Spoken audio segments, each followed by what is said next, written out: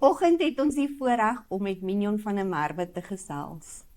So, voordat ons in haar journey in beweeg, wil ek net sê welkom Mignon. Sonja, so voorreg om hier te wees. Mignon het 'n boek geskryf. Die boek se naam is When Cancer Became My Unwelcome Guest. En die boek is geskryf omdat sy die versorger was vir haar man Gerry, wat 'n stadium 4 melanoom gehad het. Voordat ons in daai storie in beweeg, wil ek graag hoor, wie is jy? Wie is Mignon op 'n alledaagse basis? Sonja, ek is seker eerstens kind van God, lief vir Jesus en mamma van 2 volwasse kinders wat albei al getroud is.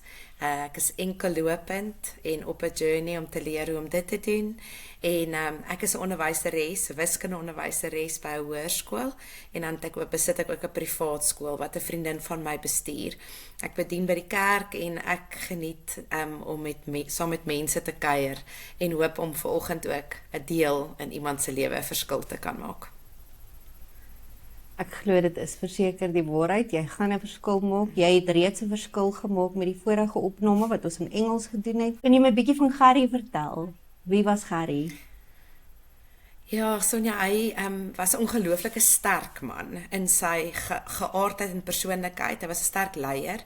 So hy was baie vroeg in sy lewe hoog in die polisie geplaas, baie bo mense wat baie ouer as hy was, want hy het 'n teenwoordigheid gehad, 'n autoriteit as hy in 'n kamer instap. Hy kon baie vinnig en maklik besluite neem. Hy was verskriklik selfversekerd. Hy was baie aktief. Hy was fris gebou, baie sterk, gesond geëet, baie erg op sy gesondheid.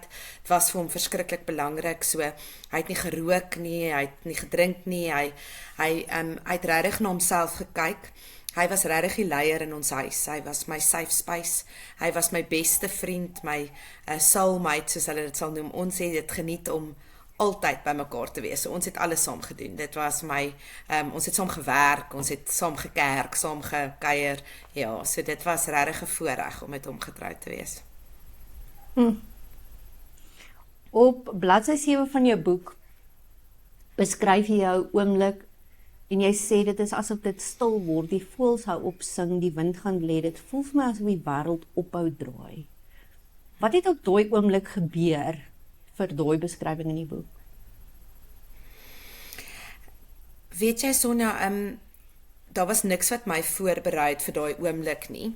Daar was geen kanker in sy familie nie, ook nie in my familie nie. So, mens hoor dit gebeur met ander mense, maar nie met jou nie. So, Gerry het so 'n moesie hier agter op sy kop gehad. Ek noem dit nou 'n moesie, lyk bietjie soos 'n moesie, maar dis 'n vergroeiseltjie wat tussen sy hare uitgekom het en toe hy sy hare kam, toe voel hy is ietsie en hy kom toe agter maar dit groei. En hy gaan toe dokter toe en die dokter sê, ag weet jy wat, dit sal seker niks wees nie, met glad nie bekommerd wees nie, maar dis maar protokol, ons gaan dit wegstuur. En toe net kort daarna toe kry ons die oproep en hy het voor my gestaan, hy die telefoon antwoord en ek kan aan sy gesig gesien het, hier is nou groot fout. En mens beskryf dit amper asof 'n bak koue water oor jou uitgooi, want ek kyk vir hom en ek besef, iets het nou skeef geloop en toe hy die foon van sy oor af weg wat ek sê, wat nou? Toe sê hy, ek moet onmiddellik hospitaal toe ry. Die dokter met wie ek moet praat is besig in die teater, maar hy gaan uitstap uit die teater uit om my in die gang te ontmoet en die volgende stappe te verduidelik. Ons moet dadelik ry. En in daai oomblik, ek dink ek het so half amper my liggaam verlaat, het vir my gevoel. Ek dink vir my het dit gevoel, hy praat met iemand anders en is iemand anders se storie. Dit kan nie ek wees nie. Dit kan nie my storie wees nie. En so die skok het my hart geslaan, dat ek in daai oomblik, dit het vir my amper gevoel of my ore begin fluit, jy weet, ek kon nie sin maak van sy woorde nie. So dit was, die skok is baie groot in daai oomblik, wat mens nie kan besef nie. En as ek terugkyk, dink ek dink die Here het my in daai oomblik kom optel, want dit het regtig my gevoel, ek beweeg so half in die lug, ek float so half. Ek dink die Here het my kom optel, want dit is te veel vir 'n mens om te hanteer. Sjoe. Het jy op daai oomblik toe hy dit sê, geweet dis kanker? Het jy enigsins besef wat aangaan? Of het jy net geweet iets is baie ernstig en dit is wat die koue water gevoel vir jou gee? Ja, ek dink is meer die ding van die dokter dink dis ernstig. Ek het vir myself gesê hulle is verkeerd. Dit is nie ernstig nie. Hulle gaan nou agterkom, hulle het 'n fout gemaak, maar in daai oomblik het ek besef die dokter reken. Hierdie is baie ernstig, maar niks van die woorde het vir my sin gemaak nie. Hulle het gesê melanoom, ek het nie geweet wat dit is nie. Hulle het gesê vlak 4 en ek het ook nie geweet wat dit beteken nie. So al die woorde was vir my soos gibberish. Het my gevoel hulle praat Grieks, maar ek het eintlik 'n besluit geneem. Nee, hierdie is nie waar nie. Om myself te beskerm reken het ek net besluit dit is nie waar nie. Dit gaan oukei wees. Dit gaan oukei wees, dit gaan oukei wees, dit gaan oukei wees om net te probeer oorleef. Vir iemand wat nie weet wat 'n melanoom is nie, kan jy dit vir ons verduidelik? Dit is 'n tipe velkanker, maar mens kry wel 2 tipes. So die woord melanoom is nie noodwendig dadelik 'n doodsvonnis nie, maar in daai jare wat al 'n paar jaar terug is, was daar nie behandeling vir sy tipe melanoom nie. So dis 'n baie ernstige, aggressiewe velkanker of dit begin gewoonlik op die vel, soos op 'n plekkie. En dan versprei hy. Die probleem met melanoom is hy val organe aan. So uiteindelik dan val hy jou longe aan, hy val jou lewer aan en so meer. So dis nie soos longkanker wat net die longe aanval en dan is dit die kanker wat jy het nie. Dit het uiteindelik sy organe aangeval. Maar op daai oomblik was dit 'n tipe velkanker wat baie aggressief was en vlak 4 beteken dat dit versprei het. So op daai oomblik het ek nie dit besef nie en ook nie geweet wat die verspreiding beteken nie, maar om die waarheid te sê, die dokter ook nie geweet wat die verspreiding beteken nie. Hulle kon net, ek weet nie eens hoe nie, hulle kan sien dit het al so vermeerder in die gedeelte wat hulle uitgesny het, dat hulle besef het dat dit moes versprei het, ja. So, vat ons terug na die hospitaal toe. Ek neem aan julle het seker daai selfde dag dadelik deurgery Pretoria toe? Ja, ek dink altyd kanker is 'n vreemde ding. As hy in jou huis instap, dan raak alles onbelangrik. So ek kan nie eens nou onthou waantoe was ons op pad nie, maar alles moes gekanselleer word. Ons het die kinders in die kar ingejaag en hulle het ook nie verstaan. So ons dompel almal net in die kar en ons klim en ons het niks eers gepak nie, ons het niks beplan nie, ons het net gery. Want Pretoria is so 'n uur van ons af. 'n lang uur. Wat ons eintlik nie gepraat het nie. Ons het nie bespreek wat wag vir ons nie, want ons het albei regtig nie geweet wat kom nie. Die kinders was eintlik al 'n bietjie van 'n tonic, wat hulle het gehop en spring in die kar en gesels oor wat hulle buite sien. En ons het hulle half toegelaat maar saam met hulle gegaan met hulle geselsies wat ek dink 'n bietjie gehelp het. En toe ons daar aangekom het, hulle het ons na die gang toe gevat en ons het so half by stoeltjies wat in die gang gestaan het ons gesit voor sulke 2 groot, swaar deure waar ons gewag het. Ons het nie baie lank gewag nie, want hulle het hom laat weet. So hy het nog in sy teaterdrag met sy teatermissie en alles, het hy so uitgestap gekom, die dokter. Ek het vir die kinders gevra om net vir mamma op die bank te wag. Mamma, kom nou. Hulle was klein, hulle was 7 en 9 jaar oud. En ons het in die gang by die dokter gaan staan en hy het vir ons gesê, hy moet onmiddellik opereer. Nou, wat ek nou verstaan is, met melanoom wil hulle so vinnig as moontlik al die kwaai selle, of die selle wat kwaad is, uithaal. Want hulle versprei, en hy is aggressief en hy het geweldig vermeerder, so hy wou so gou as moontlik die selle wat hy kan uithaal. Hy het ook vir hom gesê, hy gaan groot gedeelte van hier agter nou wyd uitsny, en dan gaan hy kliere hier uithaal, sodat hulle kan sien hoe veel dit versprei het. Hy moet die volgende oggend gedoen word. Hy het toe gesê nee. Hy het eers 'n bietjie beplanning om te doen en 'n pak om te doen. Maar ek dink, ek kan nie vir jou sê dat dit toe die realiteit my toe al getref het nie. Ek het nog steeds gedink, Hulle maak 'n fout, hulle gaan dit uitsny, ek het so half gevisualiseer hoe iemand ingestoot word, hulle maak oop en daar's die kanker nie en ons sê haleluja, dit was 'n foutjie, jy weet, ek het so half daai prentjie gehad. Dit was nie die geval nie. Maar ja, so van daai oomblik af het kanker die gas geword in ons huis wat ons nie genooi het nie, maar wat in beheer was. Wanneer het julle teruggegaan vir die operasie toe nou? Dit was seker omtrent so 4 dae daarna. Ons het toe gaan reëlings tref, ons het gaan hierdie keer daarmee met 'n tas gekom, want ons was daar met die kinders, so ons moes versorging tref vir hulle, sodat hulle kon gaan, dat hulle ook veilig is en versorg is en ja, en toe het ons hom gevat vir sy operasie. Dit was nie so lang operasie nie, maar ja, dit was dan nou net die uitsny en hy het toe nou uitgekom het nogal redelike wonde. Al het sy hare was heeltemal weg in 'n oop gedeelte hier agter en dan die keel met nogal 'n redelike sny in sy nek.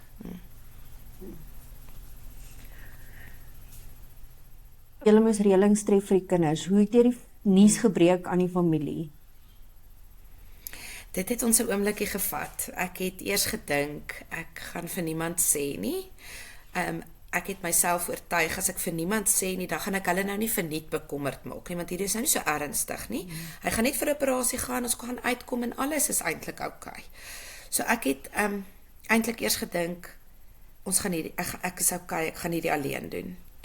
En ons was nie lank by die huis nie, toe besef ons het met mekaar gepraat en toe besef ons gaan dit nie so kan doen nie. Want in die eerste plek moet ons moet by die werk reëlings tref en dan moet ek die kinders versorg kry. So ek moet vir iemand sê waartoe gaan ons. En ons het toe op 'n stadium besluit ons gaan maar die mense laat weet. So vir die kinders het ek net gesê die dokter het selletjies gekry wat kwaad is en die dokter gaan dit net nou uitsny. So hy gaan ingaan en ons gaan vir 'n operasie. So ek het in elk geval nie die omvang verstaan nie. So ek kon ook nie dit vir hulle verduidelik nie. Dit is maar ons het maar vir die mense ook so verduidelik dat hulle het moesie uitgesny, dis kwartaardig en hulle gaan nou groter gedeelte om te probeer al die kanker uitsny. Dis eintlik wat ek gesê het. Dis al wat ek verstaan het ook wat ons op daai stadium het, ja. Hoe lank na die operasie het julle geweet hierdie is meer ernstig as net een chirurgie? So omtrent 'n week nadat moes ons teruggegaan het vir 'n opvolgondersoek wat hulle dan nou die selle en al die goed en dit was baie moeilike 'n doktersafspraak. Die dokter is glad nie genadig of simpatiek of sag met ons gewees nie. Hy het met die deur in die huis ingeval en gesê hierdie is melanoom, dit het versprei. Ons gaan jou nie jou lewe kan red nie. Ons gaan jou lewe probeer verleng. En dis al wat ons vir jou het. Daar is nie behandeling vir dit nie. En daar is baie min wat ons vir jou kan doen, maar dit wat ons tot ons beskikking het, gaan ons probeer. Ek was verskriklik kwaad. Ek het gedink die dokter is regtig ongenadig en hard en koud en ek was nogal baie kwaad vir die dokter gewees, moet ek eerlik sê. Ek het later toe ek terugkyk besef die dokter kan ook net werk met wat hy het en hy skets eintlik vir mense 'n worst case scenario met wat hy het. Hy's ook net 'n mens, hy kan net werk met wat hy het. Hy's nie die geneeser nie. Die Here is en hy probeer ook maar net 'n mens eintlik voorberei. Maar niks kan jou voorberei nie. Niks. Maar ja, hy het eintlik Gerrie het hom gevra hoeveel tyd gee hy hom en hy het gesê 6 maande. Dit was uiteindelik 2 jaar.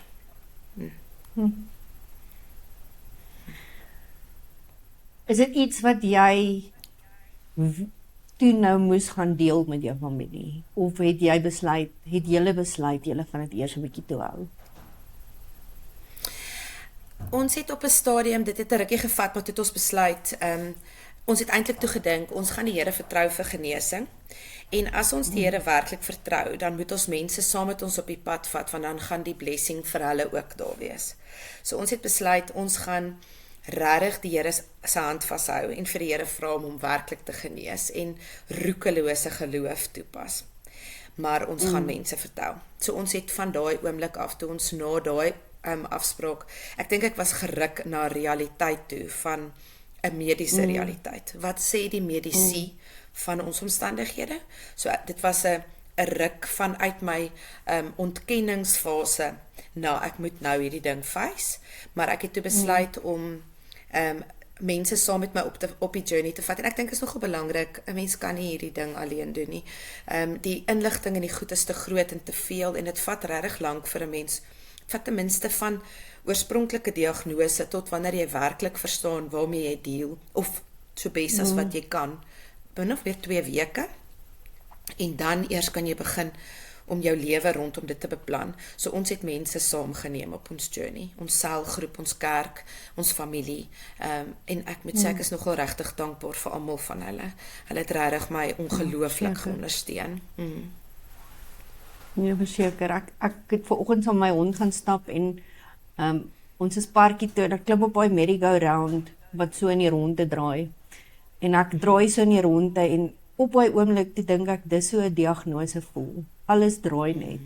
Dis asof jy nie stop nie, niks om jou, jy's dronk, jy's te mekaar. Dis hoe dit vir my gevoel het. 'n mens het nodig dat mense daai ding vashou en jou begin stabiliseer. Want jouself is nou eintlik, jy het dit regtig nodig. Jy praat van roekelose geloof. Hoe lyk dit vir jou? Ek dink die beste wat ek het kan beskryf is vir my, die Here het vir my 'n prentjie gegee, eintlik jare voor dit, en dit is nogal interessant as mens terugkyk hoe die Here mens voorberei vir goed wat in 'n mens se lewe gebeur, en jare voor dit het die Here vir my 'n prentjie gewys van, ek het so in 'n okkerneet gelê, soos in 'n halwe neutedop, 'n groot neutedop, ek het binne in die neutedop gelê, en met my voete en hande en alles binne in die neutedop so op my rug, maar ek is 'n vreeslike nuuskierige mens. En so dan hoor ek iets, en dan druk ek aan die kant, en dan kyk ek, en soos wat ek afdruk, dan kom die water binne in die okkerneet, en dan sien ek, o gatsies, dit gaan nie goed gaan hier nie, so dan lê ek gou weer terug, en tel weer my voete en my hande binne in die okkerneet in, en kyk weer op, en dan sien ek die wolke, en dan kom die Here se vrede oor my, en dan sê die Here vir my, kyk, wat sien jy? Luister, wat hoor jy? En weet ek het jou. En op 'n stadium toe ek in hierdie okkerneet lê, en die prentjie wat die Here vir my wys, het ek 'n waterval gehoor, en ek het angsbevange geraak, en ek sê, Here, hier kom 'n waterval, sien jy die waterval? Is daar 'n pad langs hom verby? Gaan nie my om hom vat? En die Here het net vir my gesê, rus op die water is die Heilige Gees, en hy sal my vang, en hy sal my okkerneet lei, en regop hou, dat die water nie inkom nie, en ek dink, die pad wat ek geloop het, was vir my, dit is hoe dit vir my gevoel het as ek terugkyk. Ek het baie keer, het ek gewens ek weet wat kom volgende, het ek gevra, ons het nie ChatGPT gehad, dus ons het maar gegoogel, jy weet, en ek het probeer Google en boeke gelees en mense gevra en probeer uitvind, en dit was baie soos wat ek druk, en baie keer was dit maar net water wat ingeloop het, want baie van die raad wat 'n mens kry en die goed wat jy lees, ontstel jou eintlik net meer en lei jou op. So die oomblikke wat ek teruggesit het, en my voete en hande kon intrek en kon ontspan in my okkerneet en kon opkyk na die wolke, dit was die tye wat ek geweet het, die Here dra my, en hy weet wat kom vorentoe, hy weet of daar waterval is, en as daar een is, sal hy my oortel en my neersit, en hy sal my veilig hou, en ek dink dit is my emosionele journey gewees van hierdie pad, wat ek regtig heeltyd moes onthou, sit terug, ontspan, die Here weet, selfs baie keer weet die dokters nie eers nie, daar's niemand wat vir jou kan sê, want eintlik weet net die Here wat gaan binne in ons liggame aan, so die dokter kyk met X-strale en met MRI's en CAT scans en dit wat hulle het, en mediese is ongelooflik, en daar's baie behandelings en baie hulp, wat die mediese vir jou kan gee, maar ek dink, mens moet die Here se hand ook saam met dit vat, dat die Here saam met 'n mens daai journey loop, want dis eintlik net hy wat regtig weet wat jou liggaam nodig het. En wat die dokters kan lei, wat jou kan lei. Dit is die waarheid. Ek hou van die okkerneet storie, dis baie mooi. Die simboliek om is beautiful. Verduidelik vir ons van 'n mediese oogpunt af hoe die behandeling gelyk vir Gerrie. Ons was bevoorreg genoeg om 'n medies te hê wat alle kankerbehandelings dek. So ons kon letterlik al die behandelings op die mark wat daar was, daar's nie baie vir melanoom gewees op daai stadium nie, maar ons kon almal doen. En ons het ook geweldige verskeidenheid gedoen. So dit het begin by die operasie. Hy het operasies na dit ook gehad, wat hulle net probeer het om die kanker uit te haal. Dan het hy bestraling, hy het eers chemo gehad, wat 'n drip was, wat hulle wat hy moes ingaan in die drip kry van die chemo, wat hom geweldig naar en siek gemaak het. En daarna het hy bestraling gehad. Dit was 'n baie pynlike proses. Dan het hy interferon gehad wat inspuitings is en dan het hy ook T-selle gehad. En dan heel aan die einde was daar eintlik maar net maintenance tipe goed om hom te probeer gemaklik maak. Wat die laaste een was morfine dan nou, wat hulle hom op morfinebehandelings gesit het, wat eintlik maar net die pyn bestuur het. Ons het verskeie behandelings gehad, eintlik maar in 'n poging om om in remissie te probeer ingaan, want genesing was nie vir ons van hulle kant af beskikbaar nie, maar remissie wel, wat jy om 'n rukkie kan laat slaap basies. En dit het ook gekom, maar hy het ongelukkig nie lank bly lê. Hy het seker omtrent vir so 'n maand, 2 maande het ons hom in remissie gehad en toe het hy teruggeslaan en en toe het hy versprei. Bladsy 10 in jou boek skryf jy daai kronkel van die pyn en ek is magteloos. Hoe lyk daai gedeelte van sy journey? Watse gedeelte beskryf jy daar? So hy het op 'n stadium toe die kanker begin versprei het hy geweldig pyn beleef. En pynmedikasie was nie sterk genoeg om die pyn te beheer nie. So ek sou vir hom pynmedikasie gee en dan sal hy in die nagte kners, hy het sy tande kort gekners en hy sal krul en werklik intens pyn beleef en vra ek moet vir hom nog iets gee en ek kan nie. Ek het dit reeds vir hom gegee, ek mag nie. So daar's mos maar ure wat moet verloop. En daai gevoel is vir 'n versorger 'n ongelooflike traumatiese ervaring, want dis die liefde van jou lewe, jou hart wat daar lê en jy wil so graag help, maar jy kan nie. Jy kan niks doen nie. Hoe kom jy deur daai magteloosheid? Want dis iemand wat jy liefhet, soos wat jy sê. En jy is magteloos. Jy het gedoen alles wat jy as mens kan doen. Maar daar's 'n gedeelte waar jy deur dit ook moet kom. Nie net hy nie. Wat doen jy in daai posisie? Ek het maar gehuil. Want ek dink 'n mens moet mens wees. 'n Mens moet jouself toelaat want jy sien dit. Dis seer en ek het na die Here toe gehardloop en vir die Here gesê, asseblief Here, sal U hom nou help want ek kan nie. So ek het vir hom gaan sit en vir hom gesê, ek kan nie vir jou nog pynmedikasie gee nie. Is daar iets anders wat ek vir jou kan doen? En partykeer het hy dan gesê 'n warm watersakkie, dink hy sal help, en dan het ek dit gaan doen en vir hom 'n warm watersakkie gebring om op die gedeeltes te sit. En dan het ek by hom gesit en ek het sy aandag probeer aftrek en ons het gesels oor goedjies en ek het probeer oor ander dingetjies vir hom vertel wat gebeur, wat hy gemis het, miskien by die skool of met die kinders of maar ek dink daar is tye, Sonja, wat 'n mens se hart breek en wat jy net na die Here toe moet hardloop en vir die Here gaan sê, Here, hierdie is te veel vir my. Want weet jy wat, ons is nie gemaak om sulke goed te hanteer nie. Die Here het ons eintlik nie geskep om want ons is geskep in sy beeld en hy hou ook nie daarvan om te sien as ons seer kry nie. En ek dink om te besef dat die Here op daai oomblik saam met 'n mens sit en hy doen dit nie aan jou nie, hy doen dit saam met jou, is belangrik, want 'n mens moet besef, want anders raak mens kwaad vir die Here. Die Here is die een wat ons kan help. So dan raak ons kwaad vir die Here.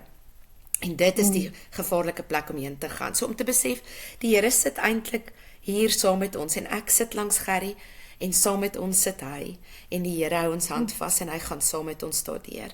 Ek dink daai troos is 'n belangrike plek om by te kom. Ek stem saam met jou. Ek dink dit is 'n moeilike plek. Ek dink dit is 'n journey. En ek dink nie dis 'n destination nie. Ek dink dit is daaglikse stap. Want dis nie iets wat ek my kan indink nie.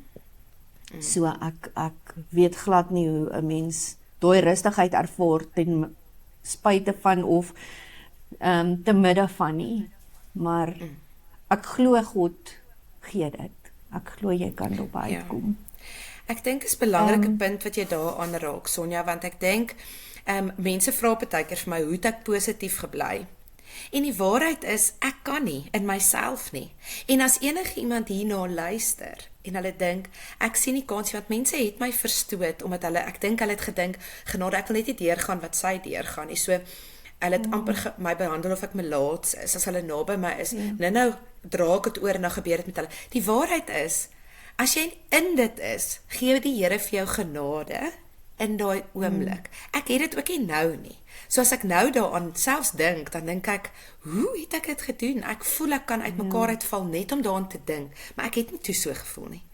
Want die Here het my opgetel en my gedra en my versterk. Natuurlik was daar oomblikke wat ek uit mekaar geval het. Natuurlik was daar oomblikke, maar vir op die groter prentjie weet ek het die Here my so opgetel en my gedra, want sy genade is genoeg. Dit is genoeg vir wat ons moet deurgaan. Ja, maar ons het dit nie nou, ek en jy nie. So as ons nou daarna kyk en dink ons, o nee, ek gaan hierdie nie kan doen nie en ons is reg. Ons kan nie, want sonder hom kan jy nie. Daar's nie 'n manier nie. Nee, verseker. 100% verseker. Ek wil iets aanraak wat jy genoem het, want dit is nie 'n geïsoleerde geval by jou nie. Ek sien dit in almal met kanker. Dat mense half wegkruip van jou af, dat dit voel of hulle jou verstoot. Ek kon eers nie sin maak daarvan nie, want dit is die storie wat ek telkens hoor. Dit voel asof hulle dink ek het melaats, of dat hulle dink dit is aansteeklik. Ek voel dat mense nie weet wat om te sê nie. Ek dink partykeer is kanker, die woord kanker voel soos die woord dood. En mense het geen idee wat om daarmee te doen nie. So, hulle weet ook nie, wil jy daaroor praat of wil jy nie. Mag hulle vra of moet hulle stil bly? En dan is daar gedeeltes waar ek dink mense is so na aan jou, en dit het ek gesien gebeur, dat hulle heeltemal onttrek, want hulle kan eintlik nie cope dat hulle jou gaan verloor nie. Ja. So daar's verskillende gevalle hoekom dit gebeur, maar dit bly 'n realiteit.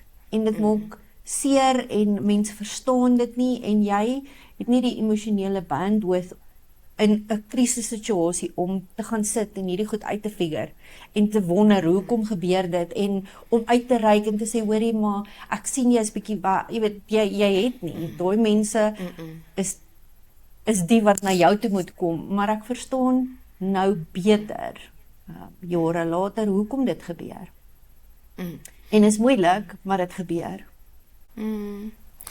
Ek dink mense blote teenwoordigheid challenge vrese wat in mense se harte is. Vrese vir die dood, 100%. vrese vir verlies, en net jou en jy kan hulle nie van dit beskerm nie. Jy kan nie, jy moet toelaat dat al die mense om jou hulle eie journey loop. My kinders het 'n journey geloop met dit wat hulle self moes loop en wat ek baie keer moes aanskou en hulle nie daarvan kan beskerm nie. So mense doen wat jy kan, maar dan moet jy hulle ook toelaat om hulle journey te loop. Want onthou, toe die Here die hele prentjie bymekaar gesit het, het hy nie gesê, o, gatsie patatsie, nou is hier nog kinders in die mix en o, gatsie patatsie, nou, nee, hy het alles, hy het die hele prentjie, en dit is hulle journey met hom. Hulle loop ook 'n pad met die Here, en hy het sy eie journey met hulle, en hy het 'n journey met my, wat die versorger is, hy het 'n journey met Gerry gestap, met Gerry se familie, met my familie, met die vriende en werkgewers om my, maar jou teenwoordigheid challenge mense, en ek dink vir mense wat hulle moet hulle eie vrese in die oë staar en besef dat dood is 'n werklikheid vir ons almal.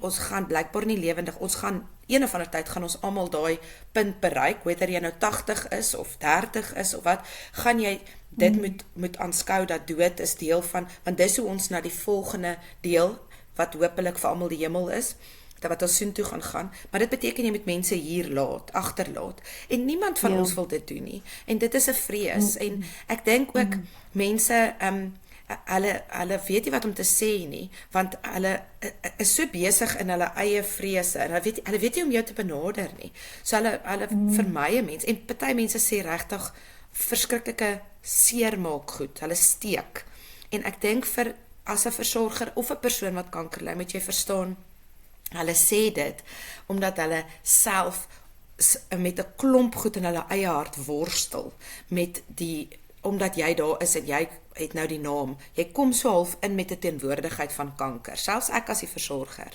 en dit jaag mense se vrese in die wolke in, so dit is dis hoekom dit gebeur, dink ek.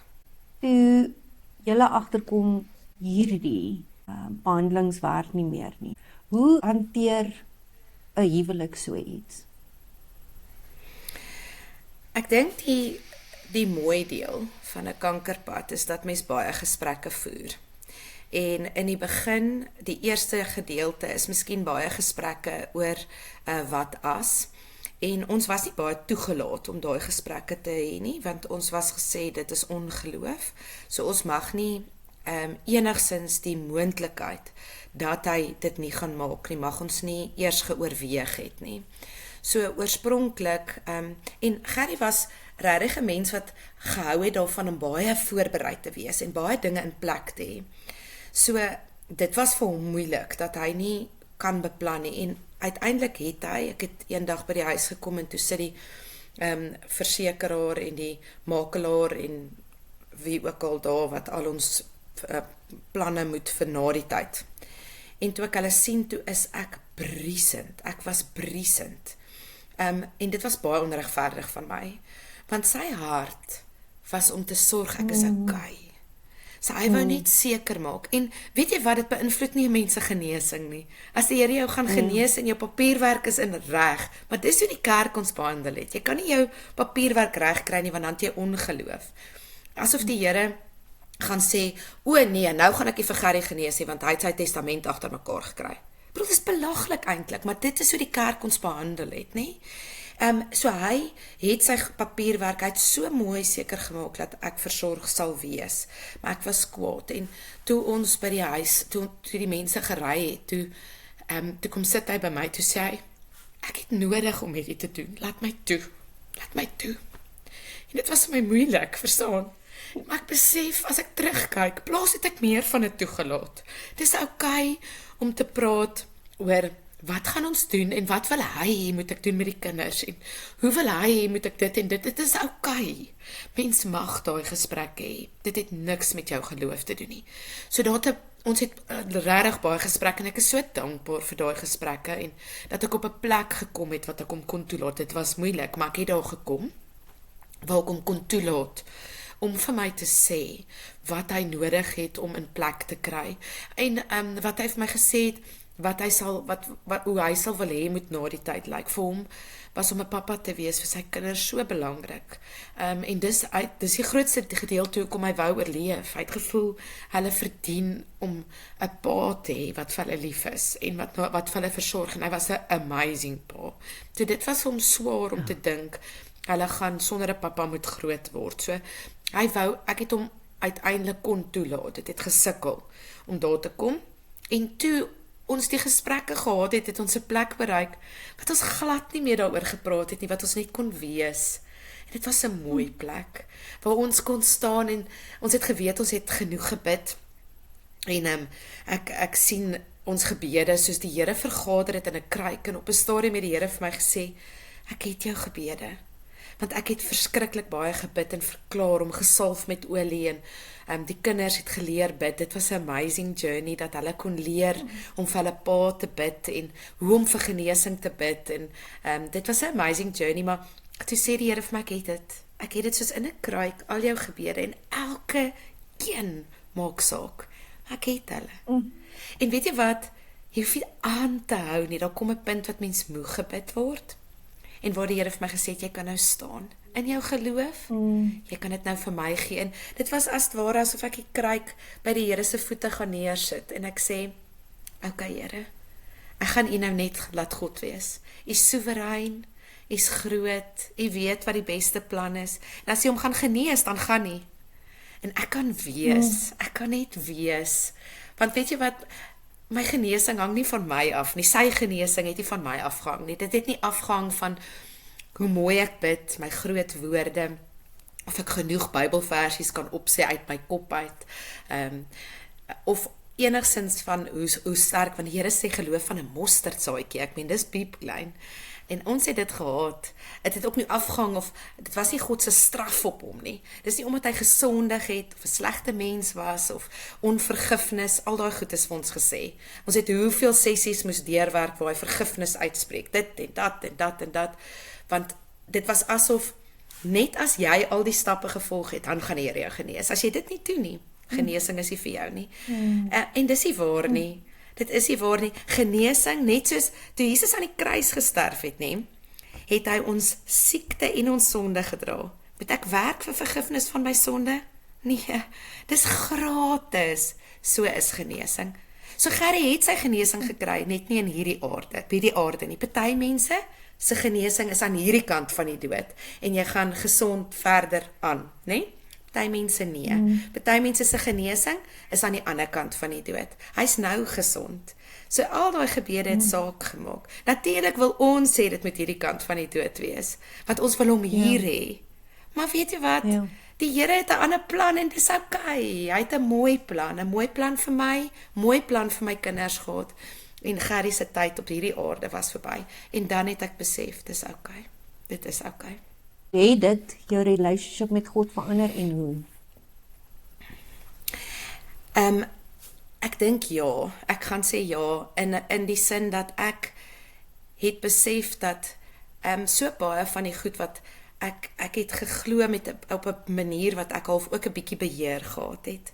So meeste van die goed in ons lewe het ons 'n bietjie beheer oor. Ek kan iets daaraan doen. Ek sê vir die Here kom U en dan help ek hom so bietjie. Ek help die Here so bietjie om dit wat ek eintlik wil hê die uitkoms moet wees, daar moet kom. So ek werk harder, ek doen dit meer, wat ook al. En hierdie was die een plek in my lewe waar ek absoluut geen beheer gehad het nie. Nie geld nie, nie al die behandelings in die wêreld nie.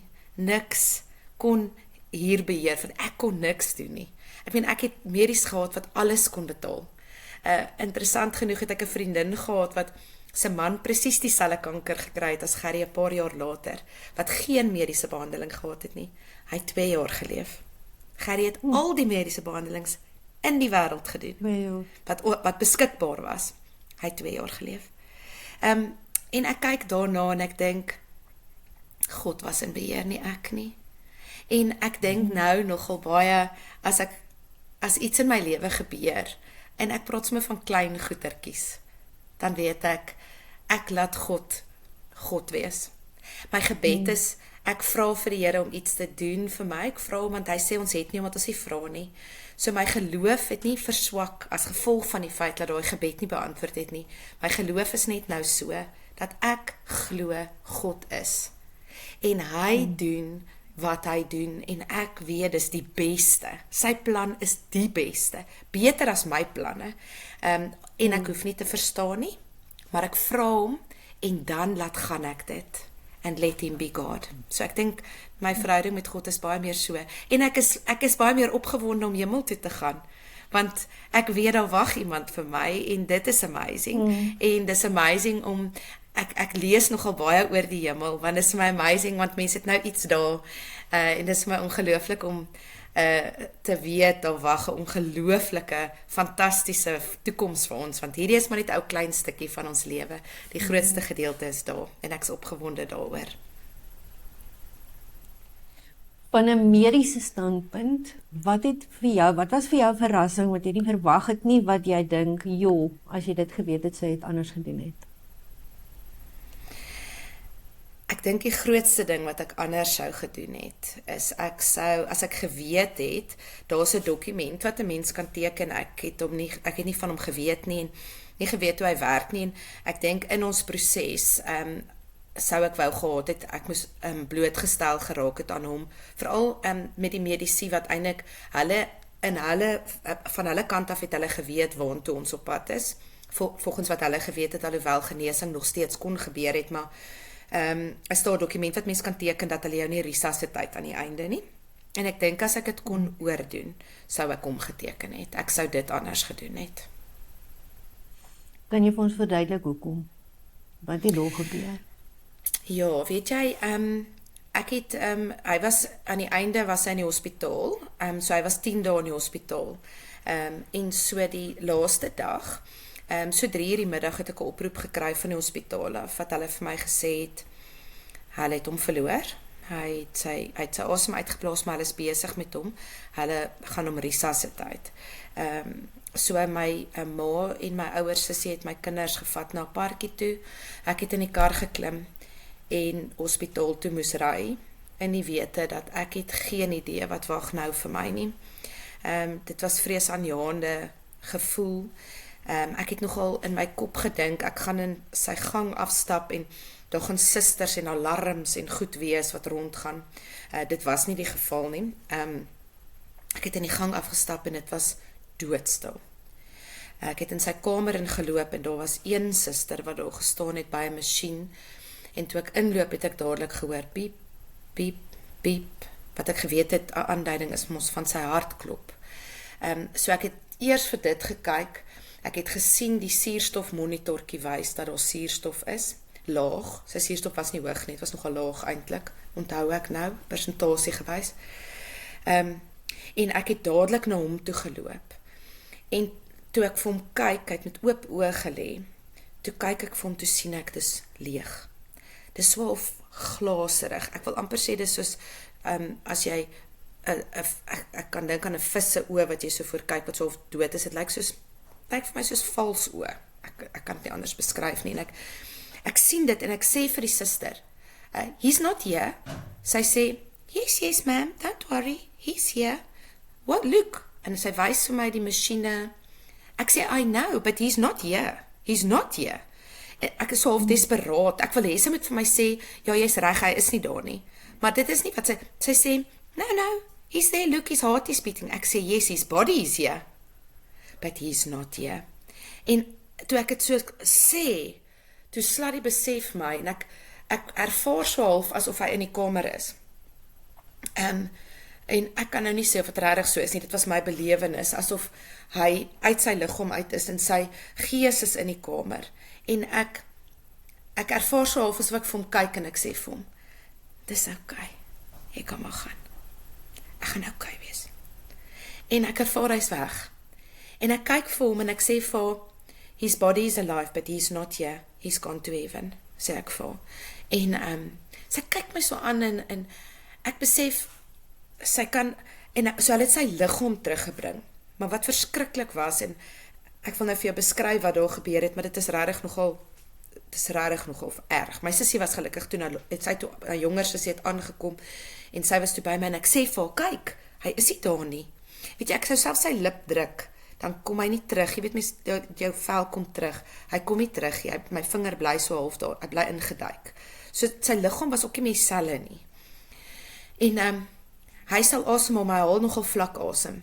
Dan gesels ek en my sussie so in die kamer, so bietjie oor ietsie, en sy probeer ook maar my aandag aflei, want dit is verskriklik traumaties. En die volgende oomblik, dan hoor ons hy stil, dan staan ek en sy, dan kyk ons vir hom, dan dink ons, hy haal nie asem nie, dan sê ek vir hom, ek dink hy haal asem nie, dan sê sy nie, hy haal nie asem nie, dan kyk ons vir hom, en dit hou so 'n paar sekondes aan, en dan gaan hy letterlik so, en dan begin hy weer asemhaal. Dit was so traumaties, ek kan dit nie beskryf nie. In daai selfde tyd het 'n sanggroep, hulle naam was Hulle, het 'n liedjie geskryf, as jy jou laaste asem uitblaas, wil ek jou hand vashou. Ek het gedink, is die simpelste liedjie, sorry, ek bedoel dit nie maar ek het gedink, ek weet nie hoe doen iemand hierdie nie. Want jy sit hier, ek weet hy's nie hier nie, maar hy hou aan asemhaal en sy hart klop. Maar die waarheid is eintlik 'n masjiene wat hom aan die gang hou.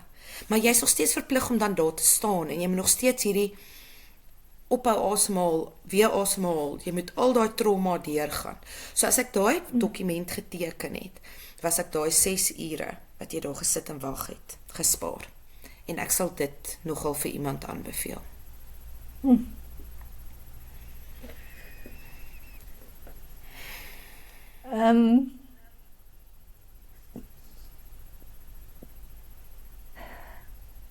Ek onthou sy begrafnis. Dit was nie soos 'n normale begrafnis nie. Dit was nie wat jy sou verwag nie. Dis iets wat my bygebly het en snaaks genoeg mens dink tog maar aan die dood as jy self 'n diagnose ontvang. En ek het bly dink aan Gerrie sinne en gedink, "Sjoe, as dit ooit ek is, dis hoe dit moet wees." Kan jy vir ons 'n bietjie verduidelik hoe dit gelyk het? Hoe was daai beplanning vir jou? Toe alles verby is, hoe het jou dae gelyk? Terwyl Gerrie siek was, het ons vasgehou aan Daniel se woorde, wat gesê het, Daniel het gesê, toe hulle hom in die leeukuil in sou gooi, die Here gaan my hier uitred, maar selfs al doen hy nie, gaan ek hom prys. En ek en Gerrie het vir mekaar gesê, die Here gaan hom genees, en selfs al doen hy nie, gaan ek hom prys. So toe Gerrie uiteindelik weggaan, het daai woorde by my gebly. En ek het 'n besluit geneem, dat ek kan die jare wat ek nie saam met hom het nie, kan ek rou, of ek kan nou kies, om die 15 jaar, wat ek die voorreg gehad het, om sy vrou te gewees het, kan ek vier. En ek het besluit om dit te doen. So ek het gefokus op die wonderlike voorreg, wat ek gehad het, om hom as die pa van my kinders te kon hê, want hy was so 'n betrokke, en so ongelooflike pa. Hy was 'n ongelooflike vriend vir my, hy was my beste vriend. Hy was 'n wonderlike man. En ek het toe besluit, weet jy wat, ek gaan dit vier. So ek het toe die uitnodigings gemaak en vir mense gesê, hulle moet asseblief nie swart dra nie, want ons gaan hom nie rou nie, ons gaan hom vier. So my sussie het vir my naels laat gaan doen, ek het Tanya se naaltjies ook laat doen, ek dink dit was die eerste keer wat sy het gedoen het, champies. En my sussie het vir my so pragtige persrok gebring, beautiful royalty, so verskriklike mooi rok wat ek toe aangetrek het. Sy het my hare gedoen en my so mooi grimeer en my gesê, weet ek, ons gaan nou celebrate.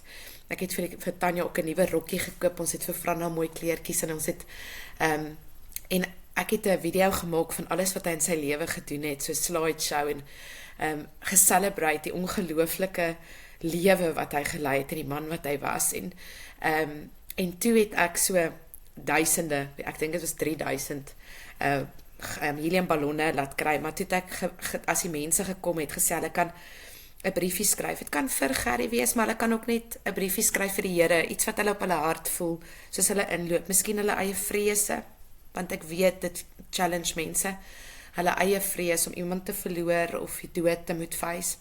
So hulle het briefies geskryf en toe het ek 'n span gehad wat die briefies in die ballonne gesit het en tydens die diens die heliumballonne opgeblaas het. Ek het ook nie toegelaat dat hulle die 'n kus bring nie, ons het hom in elk geval vir asma. Ek wou nie 'n kus of sulke goeders daar gehad het nie, want ek wou gehad het dit moet 'n celebration wees. En hulle het toe die ballonne so onder 'n net gesit en die kinders kon na die diens die touwtjies trek en toe het die sak so oopgemaak.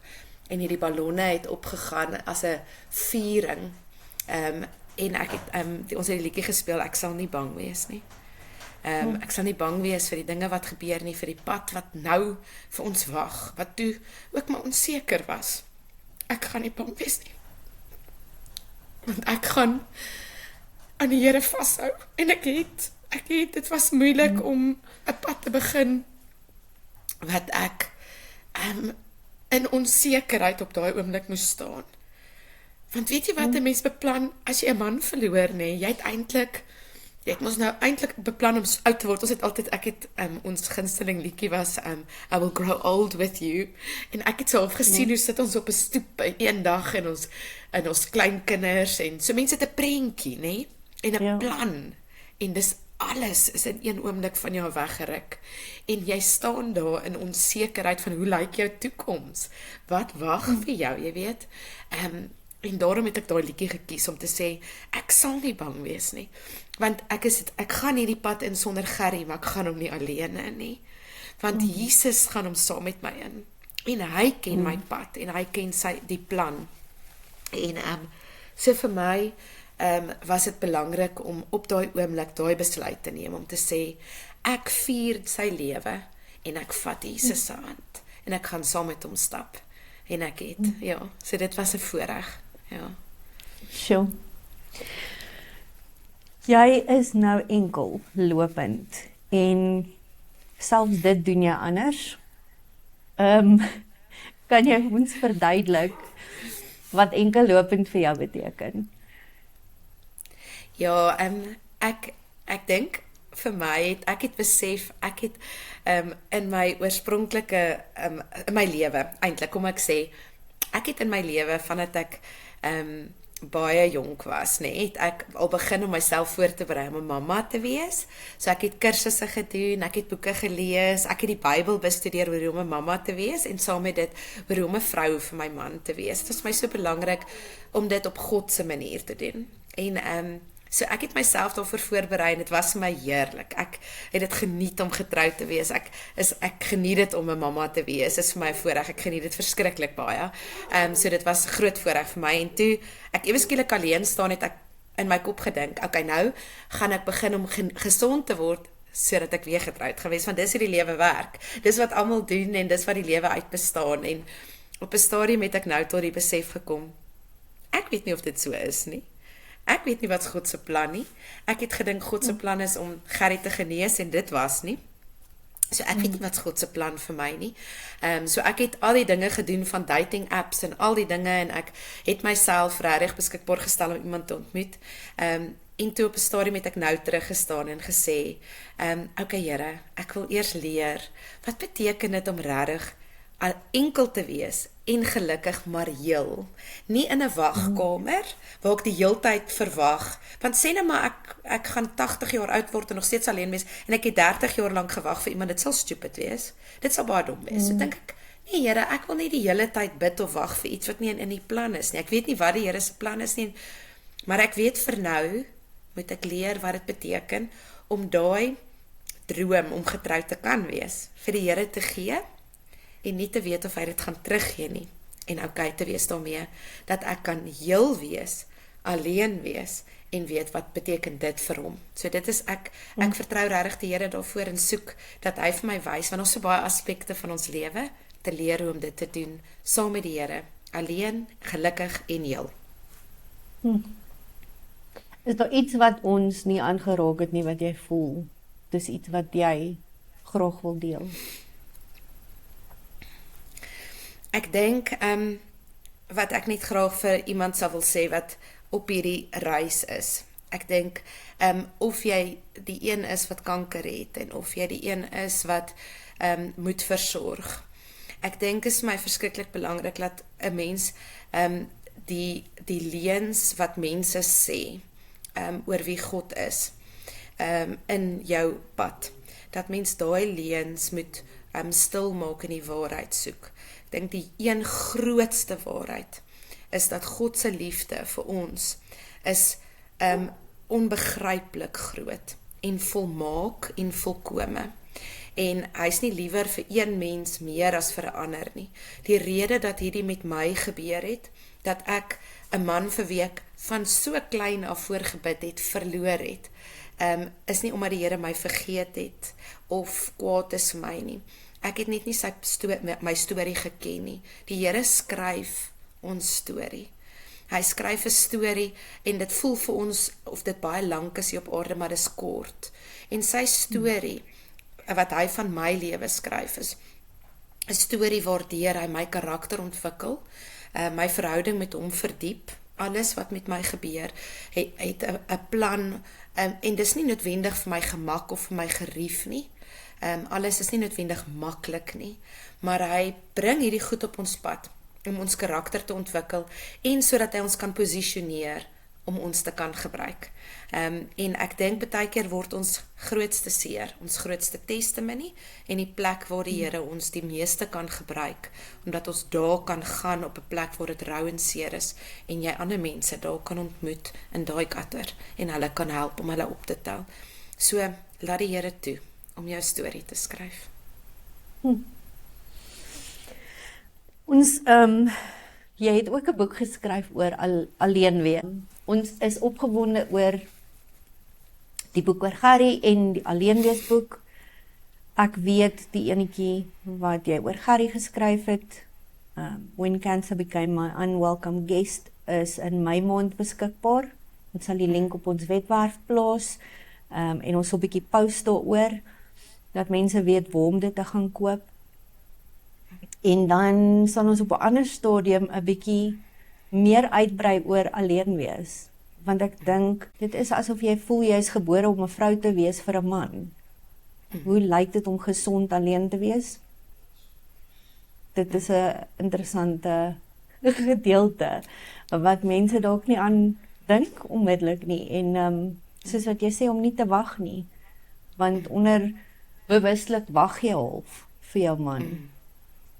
Hoe lyk daai gedeelte?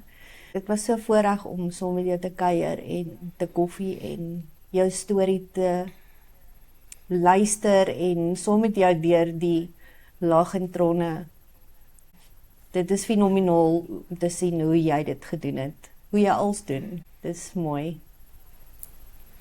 Dankie Sonja, is my groot voorreg om my storie te kan deel en dat jy waarde daarin heg en dat jy hierdie groep begin het, dink ek is so waardevol om vir mense 'n plek te gee, vir mense soos ek 'n platform om hulle storie te kan vertel, maar ook vir ander mense wat 'n plek nodig het om te kan kom sit en ietsie te kom hoor wat die Here vir hulle wil sê en dat ons nie alleen is nie. Ons is die Here het ons gemaak om saam te wandel. So dankie vir dit en dankie vir jou en dat jy ook vulnerable is en saam met my bietjie huil. Ek waardeer dit en ek waardeer jou liefde en omgee. Dit is special, jy's special. Dankie. Jy ook. Bless jou. Bless jou. Bye.